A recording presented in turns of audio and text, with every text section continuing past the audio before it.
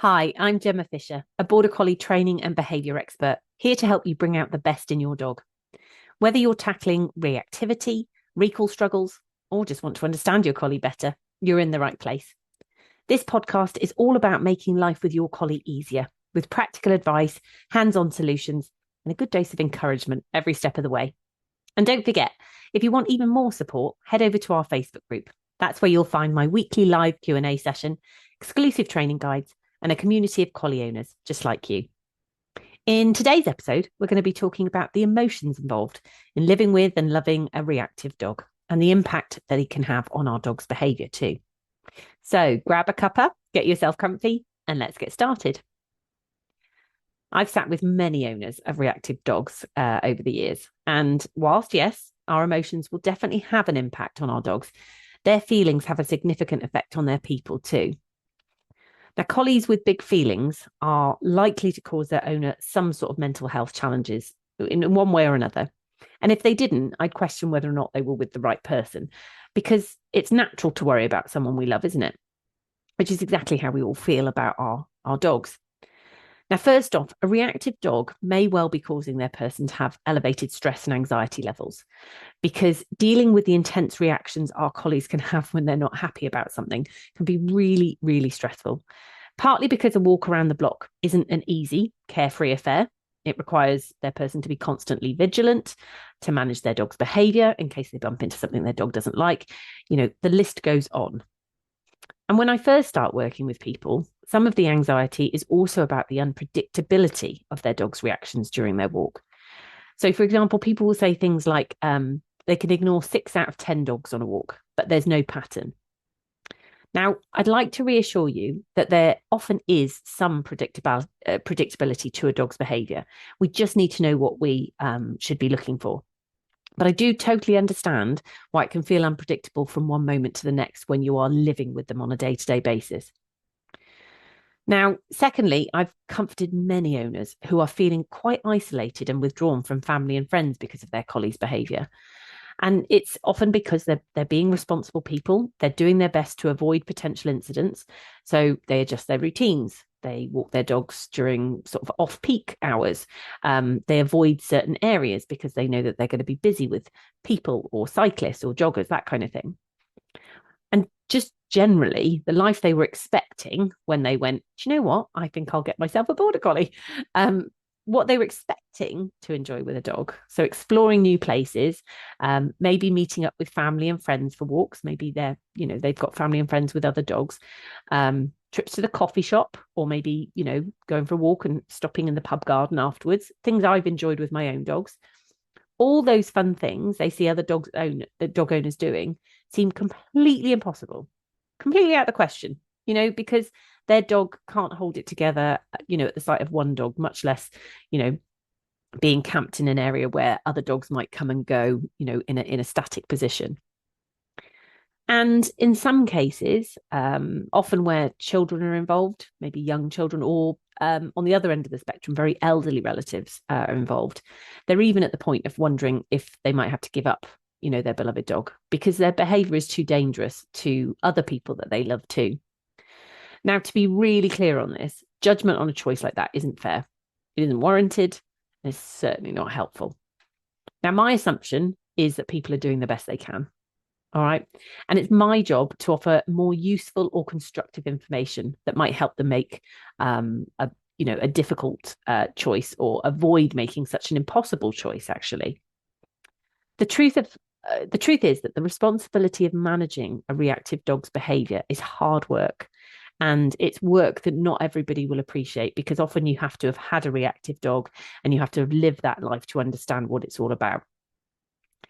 And by the time I see people, they've often got to the point where, they're emotionally exhausted, really. I mean, that's the crux of it. They're frustrated. And often they're feeling really helpless about the situation too. Maybe they've tried certain things and they haven't helped, or, they've just got to the point where they think that they're just going to have to manage it for the rest of the dog's life. And given that our dogs might be with us for, best case scenario, 14, 15, maybe 16 years old, that's a long time to be feeling like that, isn't it? And the emotional toll often has people describing symptoms that sound a lot like depression to me. I mean, I'm no expert, but, certainly having, talked to friends that suffer from depression, the symptoms are very similar. And just generally that they have kind of a decreased overall well-being, which isn't good for anyone. And it certainly isn't why we got a dog in the first place, is it? When you think about the reasons that led you to get a dog, it wasn't so that you'd be feeling like this. And once we're at a point where an owner's mental health is suffering, it's now really hard to tell which end of the lead is struggling most. Because whilst it's true, certainly research definitely suggests that there's a reciprocal relationship between a dog's behaviour and the owner's emotional state. A dog's person being stressed or anxious can influence their dog's reactivity, potentially making them worse. But, and this is a big but, and this is important, no one in the history of being told to relax or just chill or don't panic, has ever been able to do any of these things as a result of people ordering them to do so.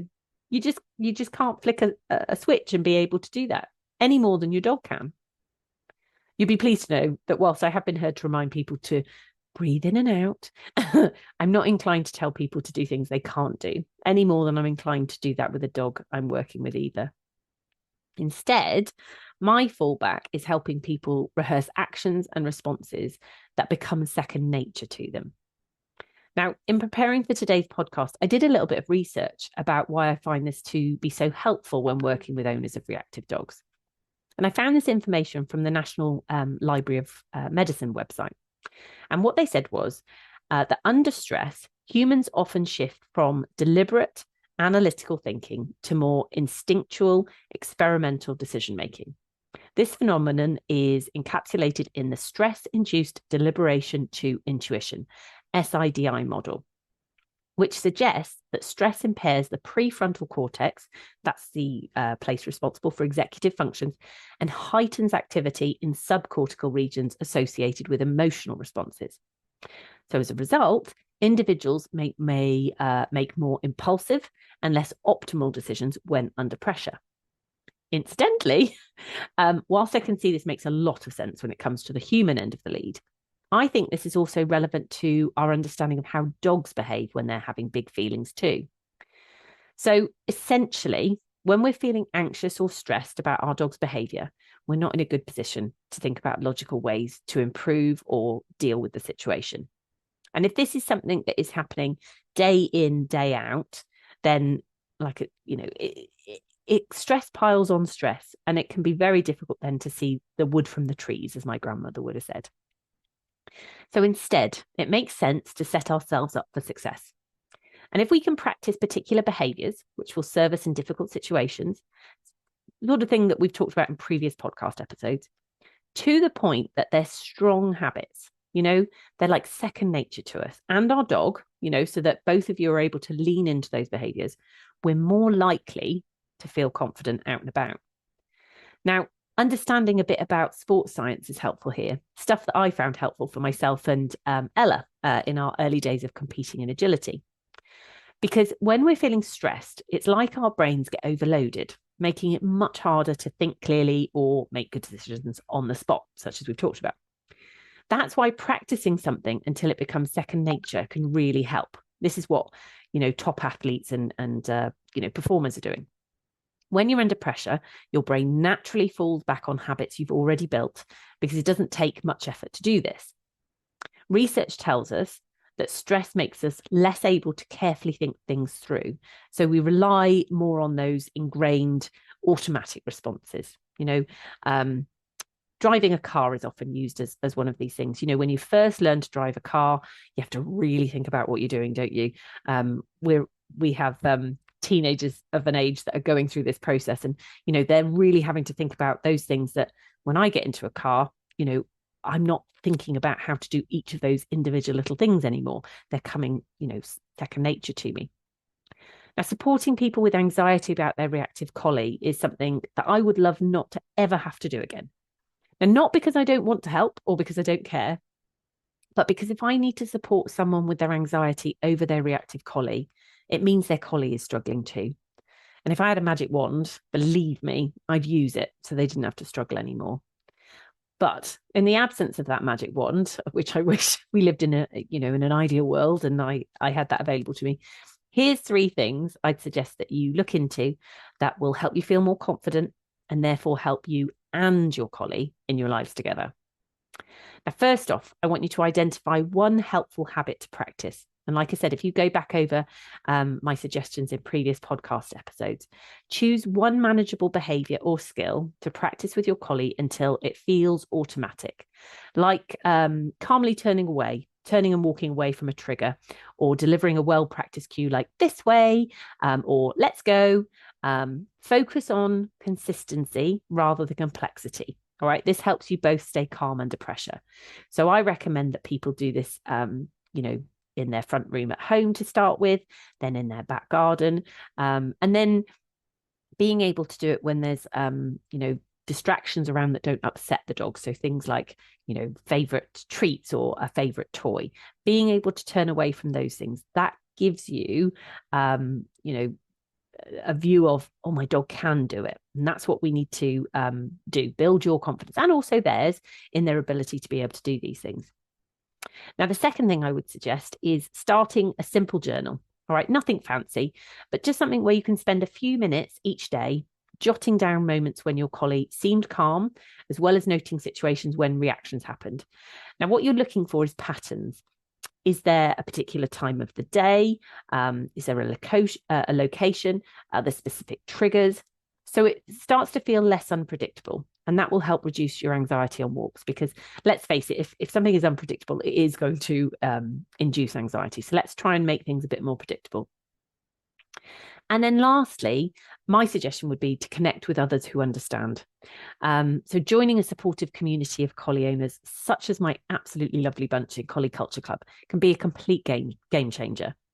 What I didn't realise when I started Collie Culture Club, I knew that I was going to be helping people with their dogs, and I knew that I was going to be teaching them ways to be able to cope with difficult behaviours. But what I didn't take into account was how that community of people, and they're a wonderful community, they're a great bunch of people, how they would support each other, how having other people going through the same things as you was going to be so powerful. And it really is. And that was an unexpected bonus when I set the club up. Sharing your experiences and getting practical advice from others who genuinely get it can significantly reduce feelings of isolation and stress. If you take one thing from this episode, please know, believe me, you are not alone. And I know from experience that things can get better too. And that's a wrap for today. Thanks for tuning in. I hope this episode gave you the insight and motivation to make real progress with your collie. A big shout out to today's sponsor, Collie Culture Club, my online training membership designed to give you the personalised support you need.